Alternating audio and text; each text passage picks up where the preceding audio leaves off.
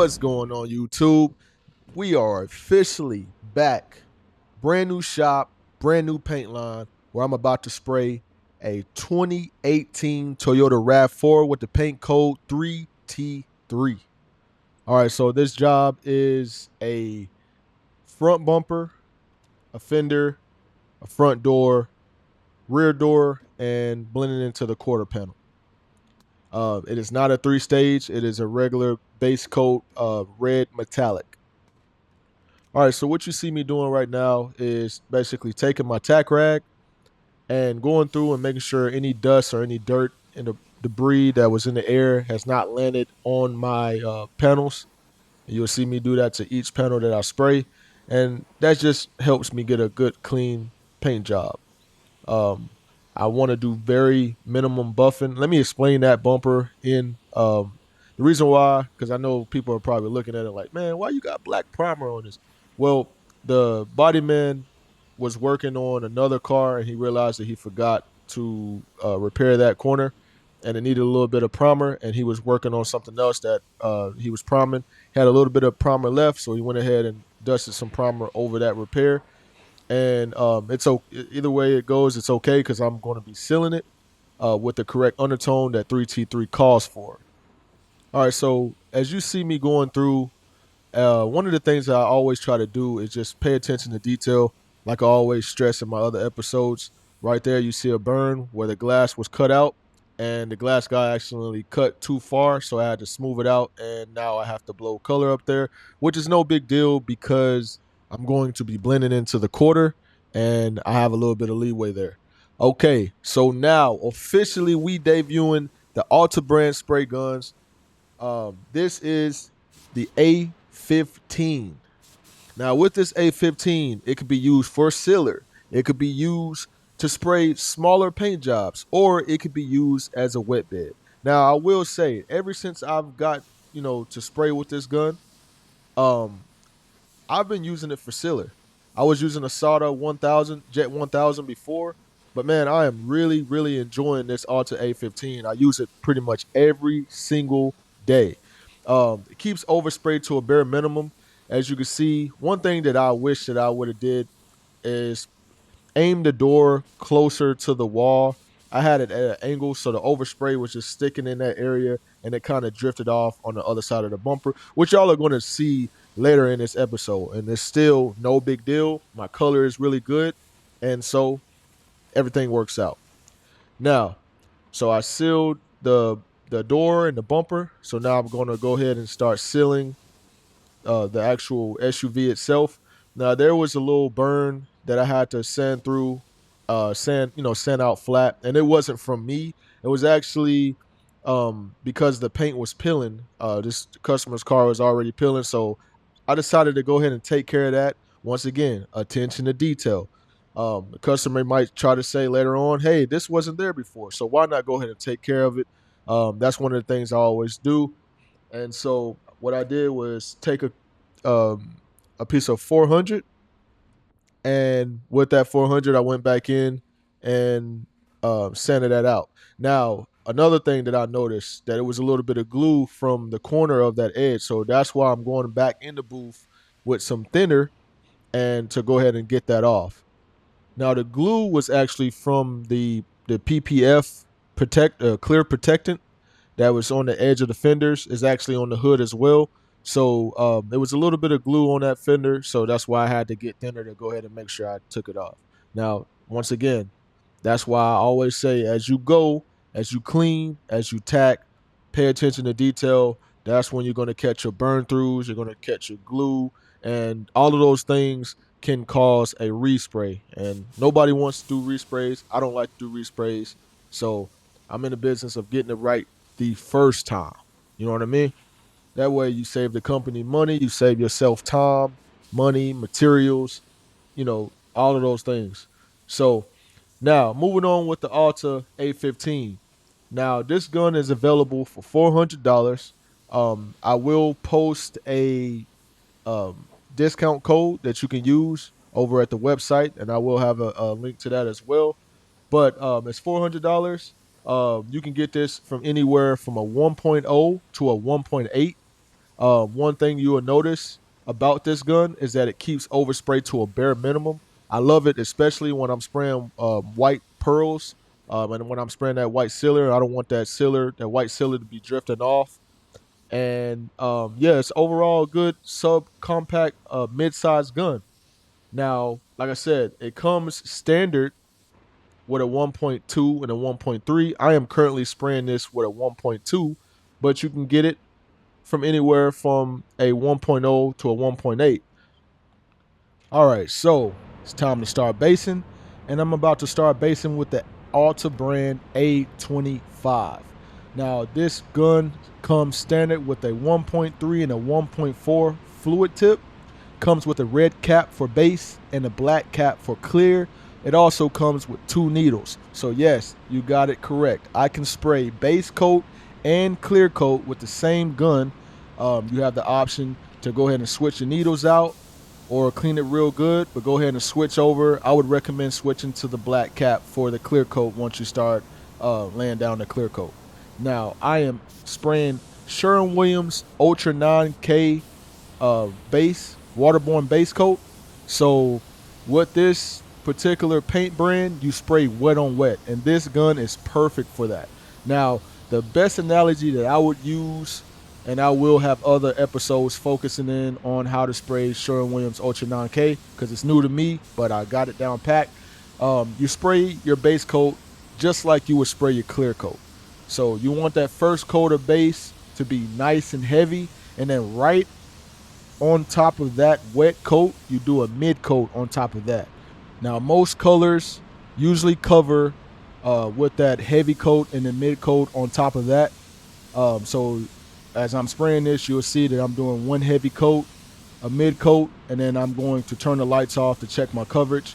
As long as I'm covered, then I'll put a control coat where I'm going to even out all the metallics. But if I'm not, then I'll go ahead and put one more mid coat, check my coverage, and then proceed with the control coat. Now, as you're seeing the fan pattern, I am currently spraying with a 1.3 fluid tip, and my base is laying out nice and smooth. I'm very consistent on each pass, and it's just really laying this base down really nice.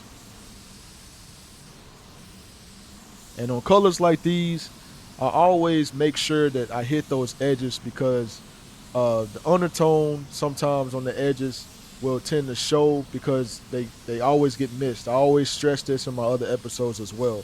And on a color like this, you don't want your edges to be looking transparent.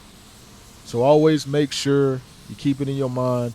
And I've spoke on this before. Have a routine, creating a routine, following that routine, and only adding what's going to add value to that routine. That way you get the same results every single time. Now, what I'm laying down right now is what I'm a big fan of, especially when it comes to blending, and that is a wet bed. All that's in this DV1 right here is a wet bed. It's consisting of one toner, which is a clear base coat, and is reduced. And that's all it is. So I'm going to lay this down nice and wet, and then I'm going to go ahead and start laying down my base coat, and I'm going to blend into that wet bed. No different from PPG. And that wet bed is going to help me with, with the transition of blending my color out. As long as you pick the correct variant, it'll work every single time, and it's also going to help with prevent sand piling, and just help you with your blend. Now, back on to that wet on wet application. Funny thing is, when I first started spraying Sherwin Williams Ultra 9K, it was, I kept going back to the PPG side of things, where I would go in, put one nice, heavy, uniform, consistent coat on, and then, either blow my paint or let it flash off and then go back in, check my coverage, lay down another coat. Now, with this, I had to constantly get it in my mind that, okay, wet on wet each time, each panel. So what I did, as you can see me doing right now, when in the beginning, I would put one coat on and then start on something else and then go back to the other thing because I was supposed to do a mid coat on it. Luckily, the paint was still wet, so I was able to go, over with a mid coat. Now, as you see me do it in here, I started with the bumper, one heavy coat, one mid coat on top of that, making sure all the metallics laid out nice and uniform. Moved on to the door, same thing, wet application, mid coat, where I pulled back, and then now you're seeing the same thing with me spraying the actual SUV.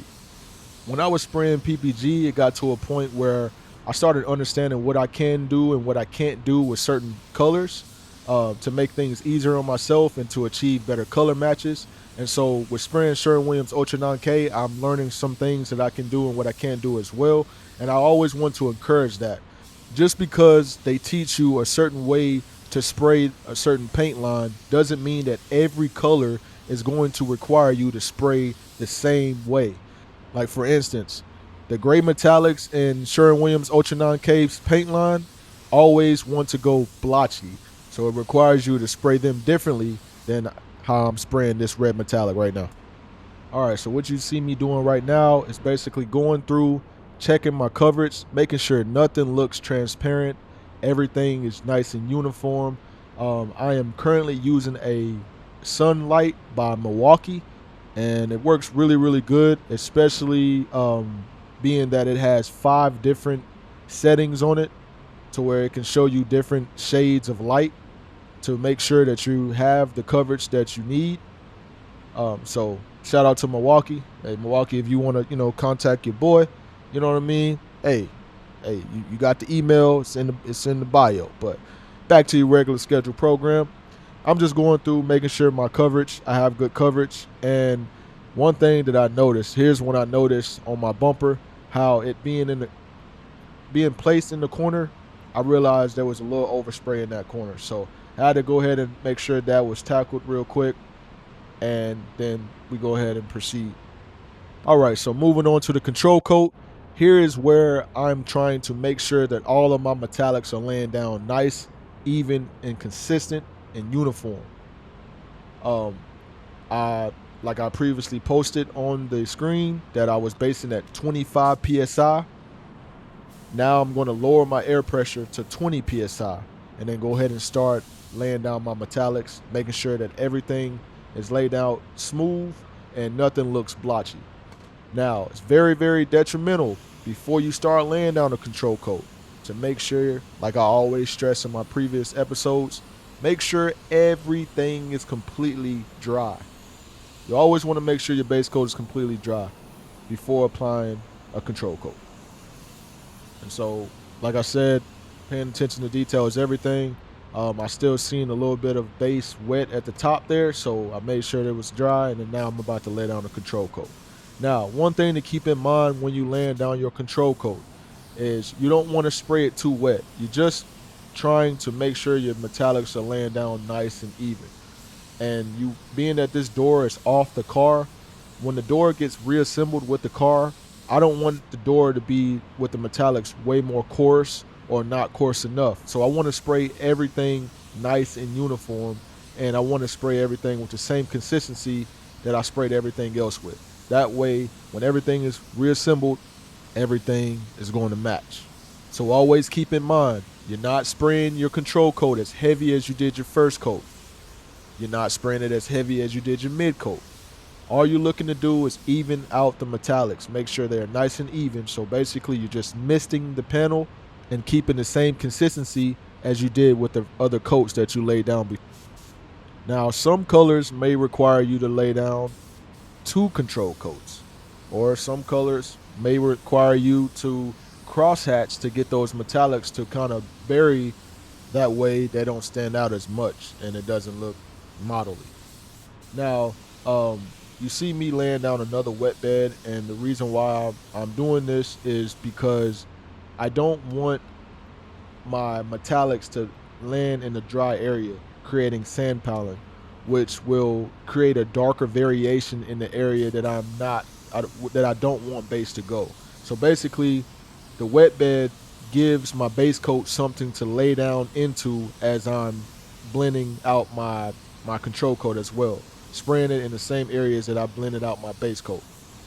So that's one of the key reasons why I like using the wet bed when I'm blending, and then I also like using the wet bed before I go ahead and start laying down my control coat, solely for the reason of preventing sand piling and creating a darker variation in my paint, especially when you're spraying golds, silvers, and pewter colors, stuff like that.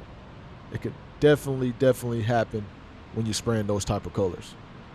Now I'm just going through making sure everything is nice and uniform as it dries. You will find that if you lay down your control coat right, it dries like in a couple of seconds because you're not spraying as heavy as you did your other coats. All right, so on this side of the bumper, I noticed something that I did not like, so I wanted to go ahead and make sure I take care of it before I go ahead and get this thing cleared, and it ended up being a respray. So that falls in the lines once again of paying attention to detail, inspecting every single thing as you go, and just preventing something from having to be resprayed.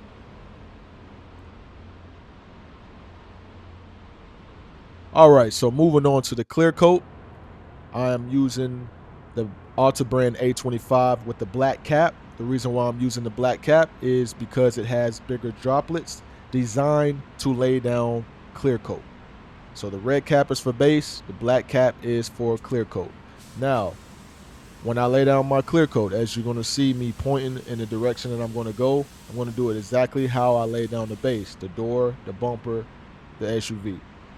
Let it flash for 5 minutes, come back in, start, and leave out the same way I started and left out. So the door, bumper, and the SUV, and then I'm going to cut the booth on bait. All right, so I am running this gun for clear at 29 PSI. That is recommended for this particular gun, and just because it's recommended doesn't mean that you have to automatically just spray at 29 PSI. You can go lower. It's just that this gun has been tested, and 29 is just saying that's the cap. Do not go over 29 PSI. That is if you want a nice, clean finish. In other words, a lot of painters say, man, I'm laying that glass, man. So if you want a glass finish, follow the recommended or either go below but not too low. So I usually run 29, about 28, 26, but I don't go lower than that. Now, if you missed something as I was going along in this episode, at the end of this episode, I will be going through a run through of all the above, the A15, the A25 with the red cap, and the A25 with the black cap at the end of this episode. So as you see me spraying this bumper, one thing that I'll try to share with people in my episodes is to prevent runs, I always split the bumpers up into 3 different sections. I do one side, then I attack the middle, and then I attack the opposite side. And the reason why I do that is just to make sure that I get good coverage over the whole entire bumper. Because sometimes when you just try to walk it, or you just try to, just spray everything in one pass, it's not as consistent as it would be if you were just to split it up into 3 different sections. That way everything gets good coverage. All right, so moving on to the SUV, I'm going to start at the bottom of the door. That way I can have a smooth transition to cover up the quarter panel with the clear. Now, it's very important as you spray your clear not to be super heavy. You want to have a safe distance from each panel that you're spraying, and you want your overlap to be right. I think my overlap is like 50%. So I'm spraying with a 1.3, and basically all I'm doing is just splitting the clear in half.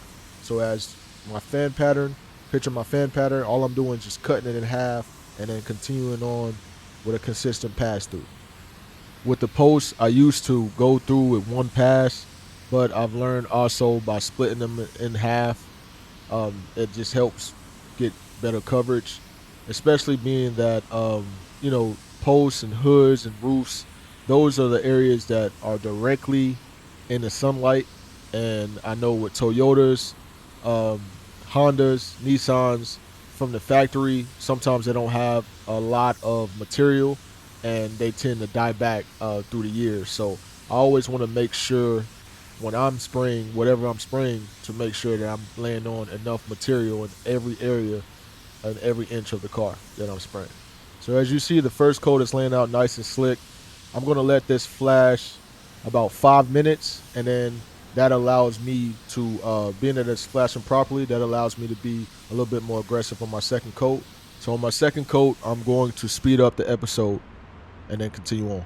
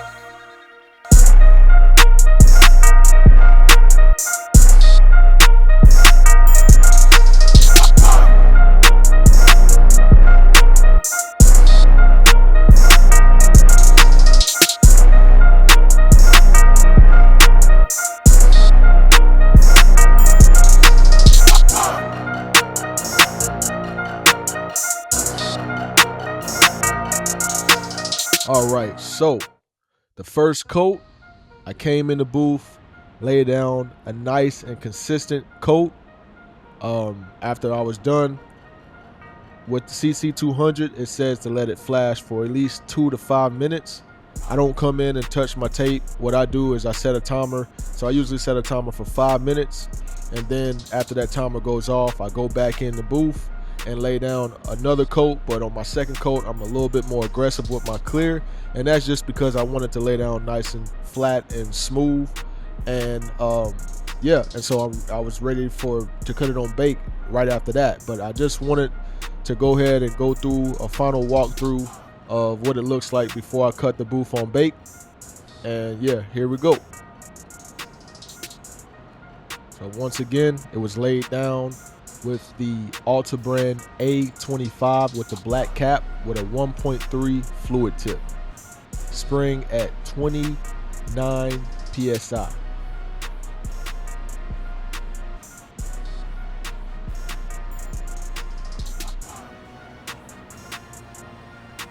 Everything is nice and consistent. There's no runs. And that's why, it's important to have a routine. Every single time you're going to get the same results. If I don't get the same results, That means that usually I was a little bit more heavy, or I wasn't as consistent as I needed to be. But if you follow your routine every single time, you're going to get the same results. And I only add to the routine what's going to add value.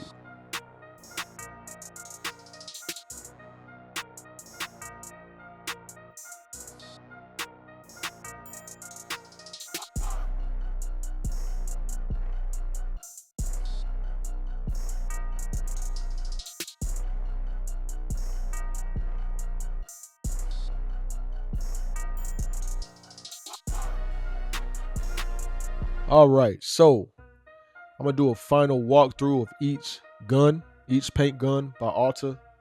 And here's the case. As you can see, it's a nice case. It's also available on the website, and it fits every single gun that they provide as far as for automotive painting. Now, I'm taking the regulator off. That way I can just close up everything, and I'm just start fresh. So as you can see, it has a spot for the regulator, a spot for the air cap, and the fluid tips. It also has a spot for the 2 needles. That's the fluid tip. I have one in there so far. I got one of those extra caps for the base. And I got the regulators right there. All right, so starting off with the Alta Brand A15. This can be used for sealer. It could be used for wet beds, and it can also be used for smaller paint jobs. You can get that anywhere from a 1.0 to a 1.8. Next up, the Alta Brand A25 with the red cap. I use that solely for base. That's what it's for. The red cap is solely for base. You're gonna see me take that off. Try to show that in the camera. So red cap is for base. I spray my base with anywhere from 24, 25. You can just, play around with it.